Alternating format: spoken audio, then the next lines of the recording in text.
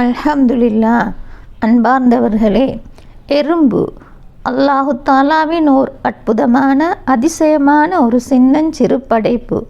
அதற்குள் எத்தனை ஆற்றல்கள்!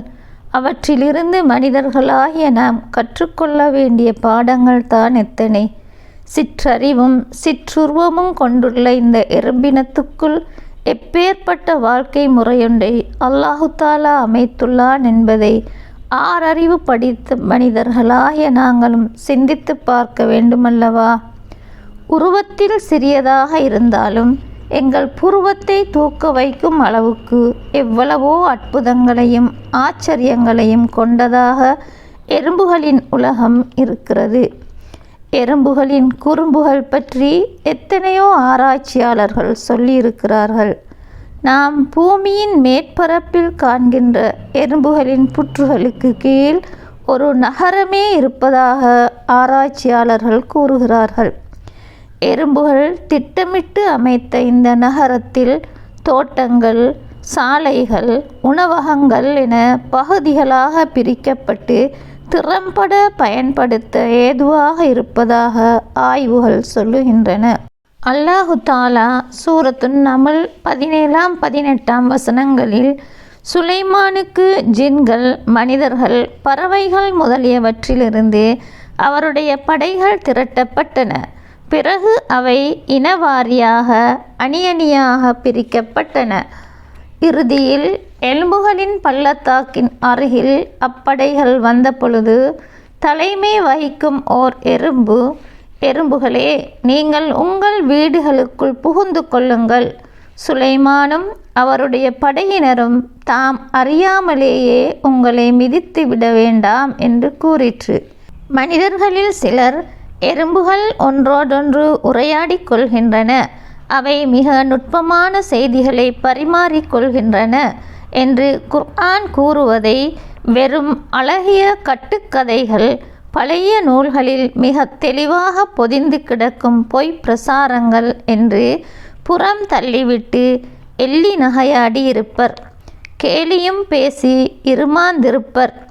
மனித இனத்தின் வாழ்க்கை போக்கோடு எறும்பினங்களின் வாழ்க்கை போக்கு மிகவும் நெருக்கமான தொடர்பையும் சாயலையும் கொண்டுள்ளன என்று கூறுகின்றனர். மனிதர்களை போன்று எறும்புகள் இறந்த உடல்களை மண்ணில் புதைக்கின்றன. வேலைகளை பகிர்ந்து கொள்ளும் நவீன முறைகளை பின்பற்றி மேனேஜர்ஸ், சூப்பர்வைசர்ஸ், ஃபோமன், ஒர்க்கர்ஸ் என்று துறைகள் பிரித்து தொழிலாற்றுகின்றன. அவை அவ்வப்போது தங்களுக்குள் ஒன்று கூடி மகிழ்ச்சியாக உரையாடி கொள்கின்றன. அவை தமக்கிடையே அதிமுன்னேற்றம் அடைந்த தகவல் பரிமாற்ற முறையை கையாளுகின்றன. அவை சீரான பொதுச்சந்தைகள் நடத்தி பண்டமாற்று பொருள் பரிமாற்றம் செய்து கொள்கின்றன. மழை காலத்திற்கென நீண்ட நாட்களுக்கு தானியங்களை சேமித்து வைக்கின்றன. அவை சேமித்து வைத்திருக்கும் தானிய களஞ்சியம் மழை காலத்தில் ஈரமாகும் போது அவற்றையெல்லாம் வெளியில் கொண்டு வந்து வெயிலில் காய வைத்து காய்ந்த பின் மீண்டும் அவற்றை உடனே உள்ளே எடுத்து சென்று சேமித்து விடுகின்றன. ஈரப்பசை இருந்தால் அவை வேர்விட்டு வளரத் தொடங்கி தானிய மணிகள் அழுகி போய்விடும் என்ற விடயத்தை விளங்கி பண்ணை அறிவு படைத்த மனிதனைப் போல் அவை செயல்புரிகின்றன. குர்ஆனும் நவீன விஞ்ஞானமும் என்ற நூலிலிருந்து பெறப்பட்ட தகவல்கள் இவை. மனிதனின் எத்தனையோ செயற்பாடுகளுக்கு எறும்புகளை உதாரணம் காட்டலாம். சுறுசுறுப்புக்கு எறும்பை போல, அணியணியாக செல்கின்ற ஒழுங்கு, ஒற்றுமையாக செயல்படும் விதம், இவையெல்லாம் எறும்புகள் எமக்கு கற்றுத்தருகின்றன.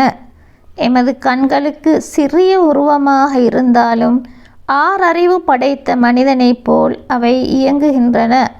அல்லாஹு தாலாவின் அற்புத படைப்புக்கு வேறு அத்தாட்சிகள் தேவையா? இவற்றை அறிந்து ஆராய்ந்து அல்லாஹு தாலாவின் அற்புதங்களை நாமும் கண்டு கொள்வோம். எறும்புகள் பற்றி ஆராய்ந்து முடிவெடுத்தது தற்காலத்தில் என்றாலும் 1400 வருடங்களுக்கு முன்னரே எறும்புகள் ஒன்றோடொன்று உரையாடிக் கொள்கின்றன என அல்லாஹ் குர்ஆனில் கூறியிருப்பது வெறும் கட்டுக்கதையோ புராணக் கதையோ அல்ல என்பதை உறுதிப்படுத்துகின்றது. அல்ஹம்துலில்லாஹ்.